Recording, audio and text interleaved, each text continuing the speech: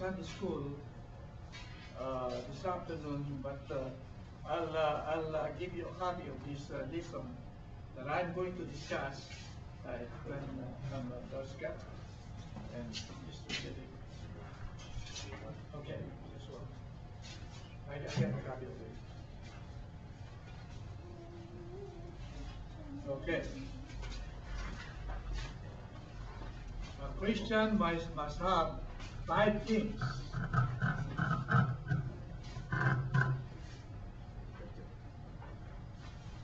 Christians must have 5 things, and okay, let me just give me the extra, Scott, if you an extra there.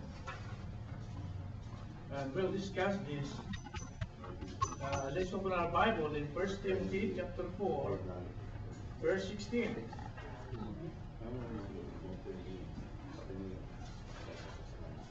1 Timothy chapter 4, verse 16. Okay, the Bible said,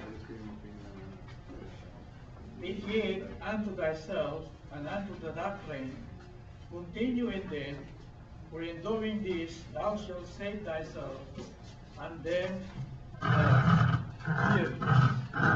Okay, that's 1 Timothy chapter 4, verse 16. And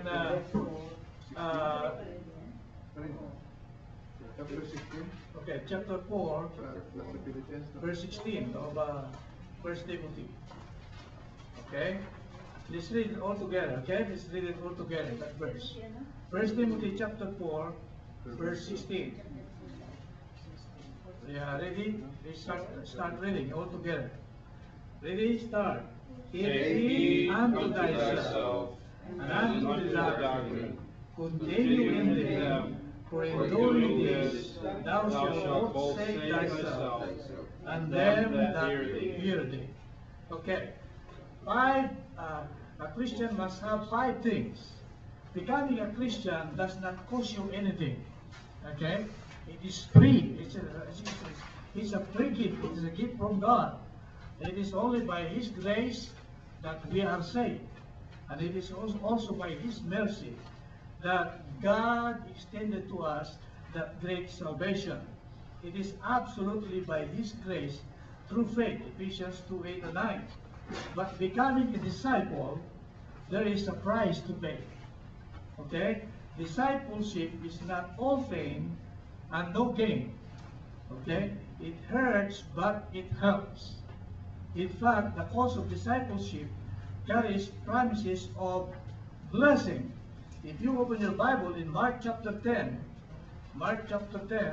verse 28 to 30.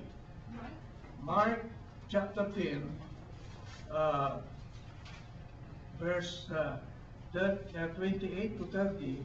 Notice what the Apostle Peter asked the Lord Jesus Christ here.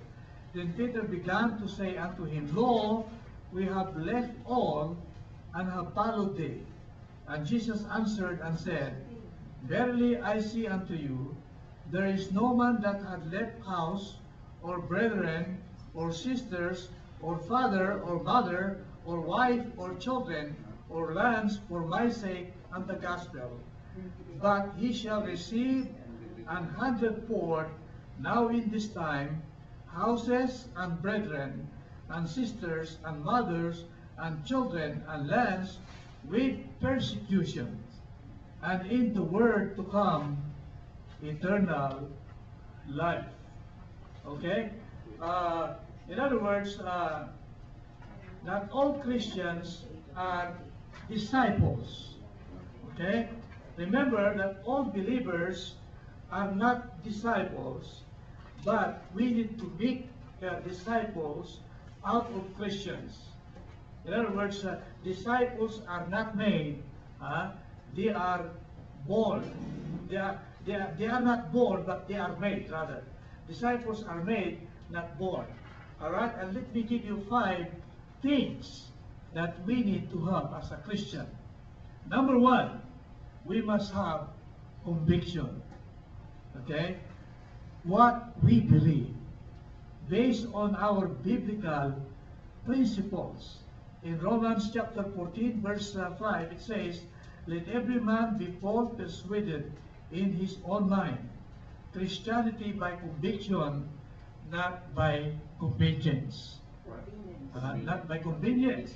A lot of people, when it is raining, when we have a bad weather, they don't come to church anymore. Okay, they don't want to attend church. That is what we call Christianity by convenience, not by conviction. And we need to have a conviction regarding the Savior. All right, regarding the Savior, the conviction regarding about sin and about the Scriptures and about Satan. You must know your doctrine. Okay, you must know what you believe and how you believe. According to Martin Luther, it says, it is better to be divided by truth than to be united by error. Okay?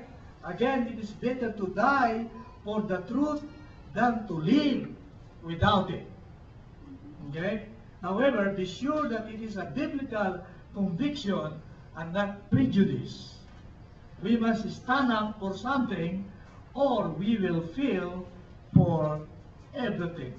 Okay? We don't have time to read all the verses regarding this conviction, regarding the Savior, about sin, about the Scriptures, about Satan. And have you heard about that New Age movement, which Oprah is now a member of that New Age movement, and they are estimating that about 5 million followers of this New Age movement is going on right now, and they don't believe of the existence of sin. Neither do they believe in the existence of Satan. There's no such thing as Satan. There's no such thing as sin. And there's no such thing as hell. This is actually humanistic. Okay? They consider themselves as God. We don't need God. We don't need a Savior, because there is no sin, and there's no hell, and there's no Satan. So, what kind of belief is this? We call that the New Age movement. Number 2, we must have compassion. All right? In Jude, this is what we feel. Okay? In Jude 22, there is only one chapter of the book of Jude, and in verse 22, the Bible said of the book of Jude. Okay, let me find it. Okay, verse 22. And some have compassion, making a difference. In other words, if you have compassion, it will make a difference. Okay? In the Bible, you find in the book of Lamentation, and we don't have time to read all this, but the Bible said, His compassion filled that. Great is thy faithfulness. Because God is faithful, His compassion filled that. He is a God who is merciful, and not only merciful, but a gracious God. And we need to have compassion. Compassion that produces vision. All right? In Proverbs chapter 29, verse 18, the Bible said, for without vision, the people will perish. Okay? We have a lot of unsaved. We have a lot of lost Filipinos here, Filipino Americans here in this area. But we need to have compassion to win them, to lead them to the saving knowledge of the Lord Jesus Christ. All right? And we have here the example of the compassion of the Lord Jesus Christ in Matthew chapter 9, verse 36 and 38. When He saw the multitude, He was moved with compassion, as having as a sheep without a shepherd. And if you have compassion, you need to do something. Yes. Right? Not just